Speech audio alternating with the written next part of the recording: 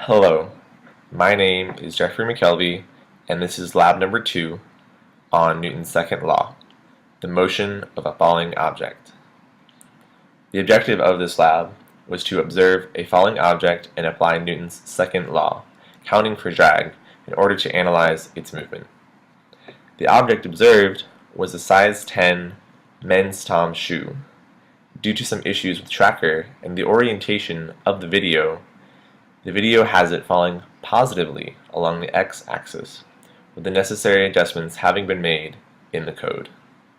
The shoe's length of 11 inches, or 0.2794 meters, was used for the calibration stick in tracker. The shoe has a mass of 0.1814 kilograms. Over the course of the video, at least the part that I used, a total of 0.56 seconds elapsed, and in my code I used a time step, or delta t, of 0.005 seconds.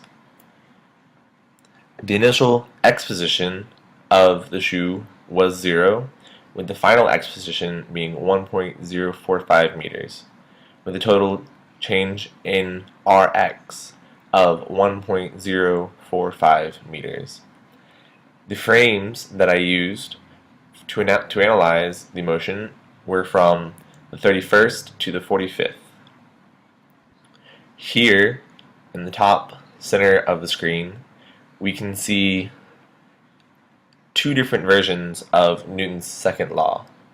Here it is important to remember that the F-net component is made up of F gravity and F drag.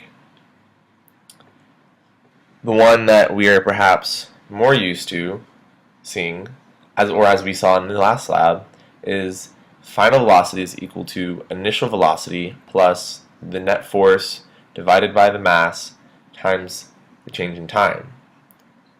Above that, we can see F net is equal to mass times acceleration, or mass times final velocity minus initial velocity times the change in t. Here we are looking at the tracker data that I used for my graph.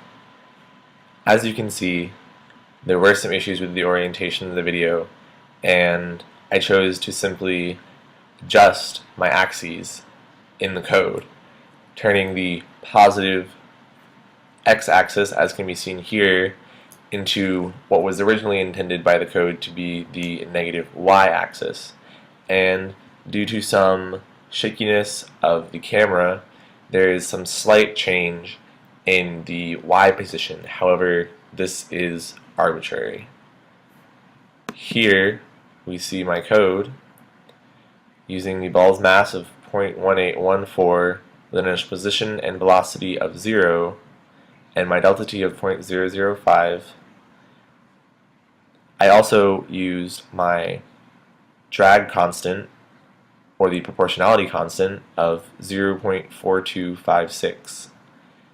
Here we can see Newton's second law in action, or the final velocity is equal to the initial velocity plus the net force divided by the mass of the ball times delta t. Here we can observe that the F-net is indeed equal to the gravity force, or in this case W, which is the mass of the ball times gravity times j hat, or the unit directional vector, and the drag force is negative b times the ball's velocity.